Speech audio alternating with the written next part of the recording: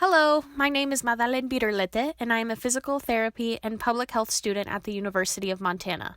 Today, I propose a plan to address homelessness in Missoula with a housing first approach. First, let's begin by defining a few terms. According to the U.S. Department of Housing and Urban Development, homelessness is defined as a person living in a place not meant for human habitation, such as an emergency shelter, transitional housing, or exiting an institution where they temporarily resided.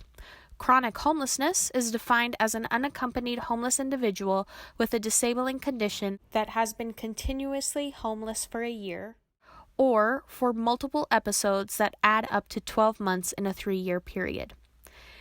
Thanks to point-in-time surveys administered by the Montana Continuum of Care Coalition, local providers of homeless services, and volunteers, it was found that there were 400 homeless individuals in Missoula as of 2019.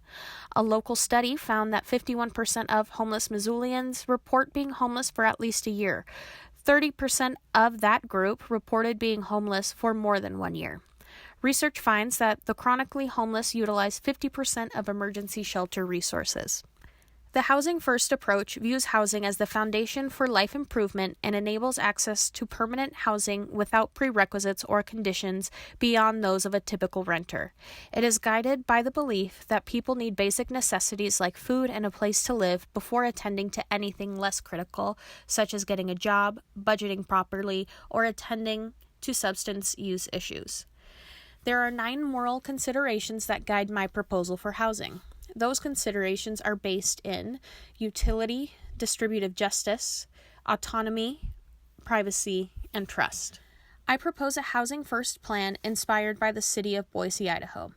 There, they have developed a 40-unit apartment community to indefinitely house the chronically homeless at no cost to the individual. The project was funded by the City of Boise, 2 major local hospitals, Idaho Housing and Finance Association, and through assigning the funds from the low-income tax credit to this facility. Residents were issued Section 8 vouchers and pay rent according to their income. Support services are provided by the Community Health Center and are available to residents 24 hours a day. A study conducted after the program's initial year found that 80% of folks stay stably housed in the first year. A study from Boise State University showed that the program led to a total annual cost avoidance of almost $1.4 million and saw a 63% decrease in utilization of emergency services. I propose a 20-unit apartment community for the chronically homeless and hardest to house, located within 15-minute walking distance of the Mountain Line Transit Station or at minimum a highly connected bus stop.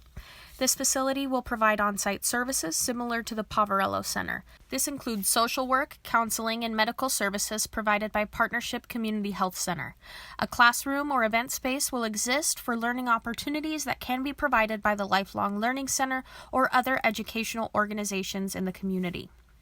The National Alliance to End Homelessness calculates the cost of support services to a homeless individual to be $40,000 a year.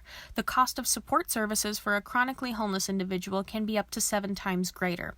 One study found an average cost savings on emergency services of $31,545 per person housed in a Housing First program over the course of 2 years. Another study showed that a Housing First program would cut costs up to $23,000 per consumer per year over a shelter program.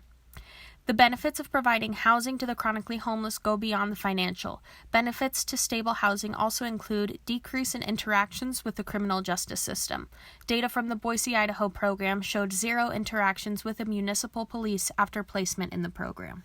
Reaching Home, the city's 10-year plan to end homelessness, prioritizes the centralization of homeless services so that individuals can easily access the various resources that exist in Missoula.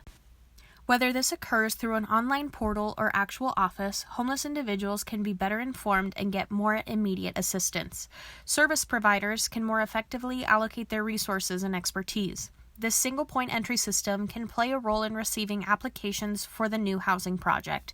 Reviewers can determine whether an applicant qualifies based on certain criteria, and if not, reviewers can suggest more appropriate services or interventions. Housing First is based on the theory that client choice is valuable in housing selection and supportive service participation, and that exercising that choice is likely to make a client more successful in remaining housed and improving their life. There are only 2 conditions to qualify. Applicants must be experiencing chronic homelessness and obey federal rules for a Section 8 voucher. A tenant can decide to leave the apartment at any time, although the lease may set terms for notice. In terms of privacy, healthcare and social services will comply with all privacy laws and regulations. Non-identified data may be collected for program services and evaluation. Otherwise, standard residential rules apply. Missoula's Reaching Home plan is very transparent in the goals and strategies that will guide the city's efforts to end homelessness. Thanks to these public proposals, open council meetings, and the city's commitment to include homeless service providers on planning committees and boards, these decisions will help to maintain transparency and trust between the community and city government. The involvement of medical and social service providers who interact with and are respected by the chronically homeless will help create a more successful program as long as that trust can be maintained. In summary, the city of Missoula is already committed and ready to end homelessness. A Housing First apartment community for the chronically homeless can help decrease the city's cost burden and improve the health and well-being of these homeless individuals. Ending homelessness in Missoula will make it a more livable and welcoming city for all of us. Thank you.